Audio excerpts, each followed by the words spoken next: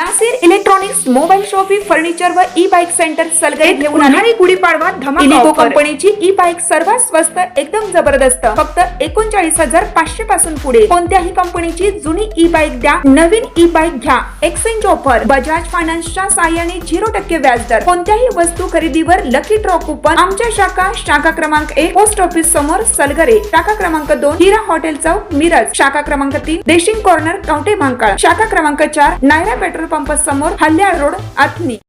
प्रत्येक बातमीतील घटनेच्या वास्तविकतेची तुलना थेट पाहत रहा चांगली अपडेट। मिरज पंचायत समिती सभापती व उपसभापती निवडणुकीच्या विजयाचा गुलालाचा रंग जाण्या अगोदरच कहाणीमध्ये ट्विस्ट आला आहे। अपहरण झालेले शिवसेनेचे बुधगाव पंचायत समिती गणाचे सदस्य पांडुरंग इंगळे यांची सुटका झाली असून त्यांनी सांगली ग्रामीण पोलिसात तक्रार दिली आहे। 9 मार्च 2026 रोजी पांडुरंग इंगळे यांचे अपहरण झाले होते। त्यानंतर 10 तारखेला पंचायत समिती सभापती व उपसभापतीची निवड झाल्यानंतर पांडुरंग इंगळे यांना अपहरण केलेल्या युवकांनी मिरज कुपवाड रोडवर सोडून दिले। दरम्यान भाजप सोबत आम्ही जाणार होतो, मात्र निवडणुकीच्या अगोदरच पिस्तूल आणि शस्त्रांचा धाक दाखवून माझे अपहरण करण्यात आले। अपहरण केलेल्या लोकांवर कारवाई करावी आणि याच्या मागे कोण आहे त्याचा तपास करून त्यांच्यावरही कारवाई करावी अशी प्रतिक्रिया पंचायत समिती सदस्य पांडुरंग इंगळे यांनी दिली आहे। सांगलीमध्ये पांडुरंग इंगळे हे प्रसार माध्यमांशी बोलत होते।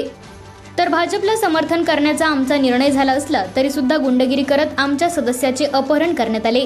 अपहरण करणाऱ्यांच्यावर कारवाई करण्यात यावी आणि ही निवडणूक प्रक्रिया रद्द करावी अशी प्रतिक्रिया शिवसेनेचे जिल्हाप्रमुख बजरंग पाटील यांनी दिली आहे।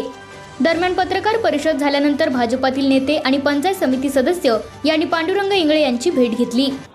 पंचायत समितीच्या सभापती उपसभापती निवडीच्या बाबतीत आम्ही सभापती कोण उपसभापती कोण आपले कसे करायचे ह्या पद्धतीने ह्यासाठी आम्ही आमचे ज्येष्ठ नेते किंवा वरिष्ठ आमचे सुहास बाबासाहेब व इतरांशी आम्ही एकनाथ शिंदे साहेबांच्या त्या लेवलनं खाली सगळ्यांशी चर्चा केली होती बजरंग मोर्चाच्या माध्यमातून आणि आम्हाला त्यांनी एकच सांगितलं होतं की आपण भाजपबरोबरच जायचं आहे, भाजपबरोबर मिळून आपण सत्ता करायची आहे आणि ते आम्हाला मान्य पण होतं, आम्ही तसंच करणार होतो। परंतु काय ज्या दिवशी 10 तारखेला ज्या दिवशी निवडू होत्या त्याच्या आदल्या दिवशी आमचं आदमिक्षण माझ्या बाबतीत जे घडलं ते माझ्या ध्यानीमध्ये सुद्धा नव्हतं घडेल वगैरे असं काय। तर मी माझ्या स्वतःच्या कामासाठी आम्ही 5 वाजता सुरेशभाऊ खाडे यांच्या इथं आमचे सदस्य होते, तिथं आम्ही सगळे एकत्र येणार होतो। पण मला ते 4:15च्या दरम्यानच मी शेतात गेलो असताना जरा निर्जन स्थळी बिगर ओळखणारी माणसं मला तिथं आले आणि गाडी 4 व्हीलर होती त्यांनी आणि माझी मोटरसायकल अडवून त्यांनी मला मारहाण केली, डोक्याला रिव्हॉल्वर लावला आणि मला गाडीत कोंबून घातलं आणि मला तिनं पळवून नेण्याचा त्यांनी प्रयत्न केला, मग केलाच। तर मला तिथून त्यांनी असं नेट पार शिरडून नागजपर्यंत गेलो। नागजमध्ये गेल्यानंतर ज्या गाडीतून मला नेलं होतं त्या गाडीतून तिने ती गाडी बदलून दुसऱ्या गाडीत मला बसवलं आणि ती गाडी पुढं सांगोल्याच्या आसपासच्या जरा मागंपर्यंत गेले आणि तिथून मागं परत तिने कवटेमंका देशिंग खरशेन आरग बेडग या मार्गात फिरवत बसले। त्यानंतर मी त्यांना सारखं विचारत होतो, तुम्ही काय मला कुठे न्यायला लागलाय, काय करायला लागलाय? तर मला ते बोलून देत नव्हते किंवा माझ्यासारखी दादागिरी करत होते, मारहाण करण्याचा प्रयत्न करत होते ते। तर अशा वेळेला रात्री 11 साडे 11 वाजले। मी म्हणतो अजून कुठे नेणार आहे मला तुम्ही? तर तिने मग त्या कर्नाटक मार्गे मला तिने गोव्याला नेलं तिने। तर रात्री 2:30 वाजता तिथं उतरल्यानंतर एक रूम घेतली, रूममध्ये आम्ही तिथं झोपलो। 2:30 वाजता रूम मिळाल्यानंतर सकाळी 8ला उठून मला हिने अजिबात बाजूला जाऊन देत नव्हतं। अगदी दाखवलं जर उतरतो म्हटलं तर माझ्या मागे सारखी थांबत होती जवळ, मला अजिबात एक फुटापासून लांब जात नव्हती मला। तर त्यानंतर तिने गोव्यातून आम्ही सकाळी निघालो 8 वाजता उठल्यानंतर आणि परत त्याच मार्गे परत कर्नाटक मार्गे हळूहळू आम्ही पार कागवाडपर्यंत आलो। कागवाडपर्यंत मला आल्यानंतर तिने काय म्हटले, तुम्हाला इथं गाडी दुसरी करून देतो आणि तुम्ही जावा त्या गाडीनं, आम्ही आमच्या मार्गाने जातो। ठीक आहे म्हणून तसं करा।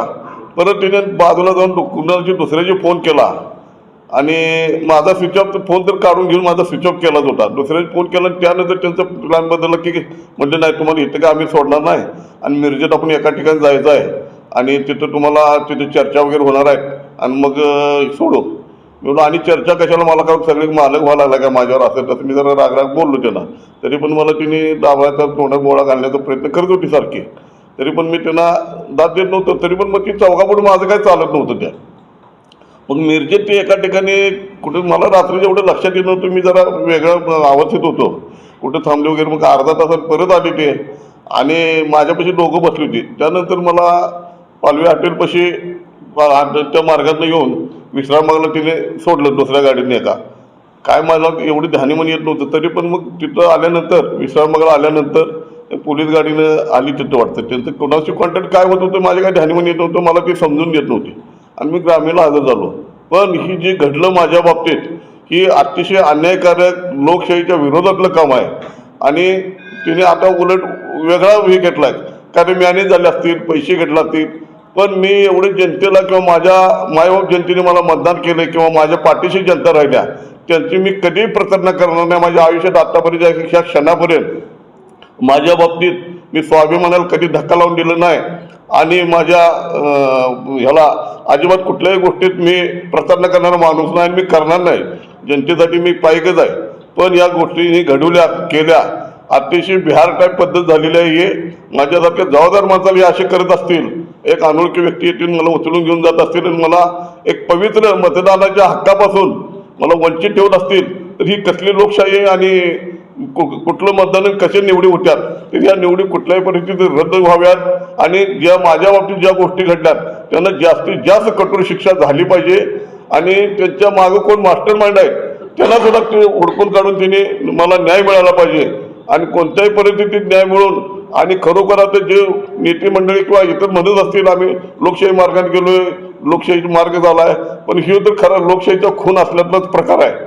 तर अशा पद्धतीने घडू नये, पुढं इतरांसुद्धा त्रास होऊ नये. सामान्य माझ्यासारख्या जबाबदार व्यक्ती अशी होत असेल तर सामान्य माणसाला त्यांना कोण न्याय देणार किंवा त्यांच्या पाठीशी कोण राहणार, त्यांच्यावर कायम अन्यायकारक अशा गोष्टी होत जाणार. तरी असं कुठेतरी थांबलं पाहिजे. आम्ही ह्याच गोष्टी वरिष्ठांना, फडणवीस साहेब, आमचे एकनाथ शिंदे साहेब यांना भेटून आम्ही सांगणार आहे. कठोर जास्तीत जास्त गुन्हेगारांना किंवा माझ्या बाबतीत जे पलायन माझ्या बाबतीत केलं, मला हे केलं धरून नेलं, त्यांना कठोर शिक्षा झाली पाहिजे. आणि कोणत्याही परिस्थितीत त्यांच्या मास्टर माइंडनं सुद्धा कठोर शिक्षा झाली पाहिजे, ते उजेडात आलं पाहिजे. आणि मी अनेकदा ते सांगतो, मी कुठल्याही आमिषाला बळी पडणार माणूस नाही. मी कुणाच्या कुठल्या 1 रुपयाच्या किंवा 8 आण्याच्या 1 पैशाच्या मिळण्यात राहणारा माणूस नव्हे. मी स्वाभिमानाला धक्का न लावून देणारा माणूस आहे. आता ह्या गोष्टी अजिबात आता गैरफायदा घेत असतील माझ्या अफवा पसरवणे वगैरे, तर त्याला मी जनतेला, माझ्या मायबाप जनतेला मी सांगेन, मी माझ्या बाबतीत असं कुठलंही घडलेलं नाही, माझ्यावर अन्याय झालेला आहे. त्या अन्यायाला वाचा फोडण्याचं काम सगळ्यांनी आपण करूया. तुम्ही सगळ्यांनी माझ्या पाठीशी राहा. तुमचा विश्वासाला मी कधीही तडा जाऊन देणार नाही. मी आता या क्षणी बोलतो. तुम्ही उपसभापती पदासाठी तुमचं पण नाव चर्चेत होतं. उपसभापती पदासाठी तुमचं पण नाव चर्चेत होतं. याच्यामुळे कोण असेल असं वाटतं तुम्हाला या सगळं तुमच्या उपसभापती पदासाठी आम्ही भारतीय जनता पक्षातर्फे आम्ही जाणार होतो. त्या परिस्थितीत काय घडेल आम्ही त्यांच्याशी बांधलेलं होतं हे निश्चित होतं. आमच्या नेत्यांच्या म्हणण्याप्रमाणे आम्ही निश्चित बांधलेलो होतो. पण त्याच्यात काय घडेल हे आम्हाला पुढे दुसरं कोण होतील हे जर आमच्या डोक्यात नाही. पण आम्ही भारतीय जनता पक्षाने प्रामाणिक राहायचं हे आमचं इथपर्यंत निश्चित होतं. आणि भारतीय जनता पक्षाकडूनच आपण व्हायचं की आम्ही गृहीत धरलो होतो, आम्ही होणारही, पण आम्हाला नक्की वाटत होतं.